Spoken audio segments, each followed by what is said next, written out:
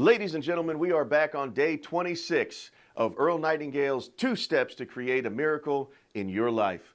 On day 26, I have no doubt in my mind that you are seeing the results coming and that you are almost there, that you're getting to the point where either you're about to achieve your goal or you're getting to that point of no return where you know your goal is inevitable.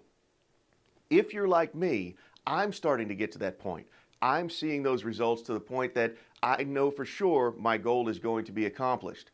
So I'm already opening my eyes and looking around and trying to see what the next mountain is to climb. What's the next thing that I'm going to conquer? The next goal I'm going to write down on my next goal card next week. If you've got that point where you are looking for the next goal to conquer, you can take a look at this video over here where we have a few ideas about things you can put into place and some goals that you can try to achieve. If you're still 110% focused on your goal, then continue doing it, and we'll have another video for you tomorrow, day 27. But for now, rise and shine, heroes. Your world needs you.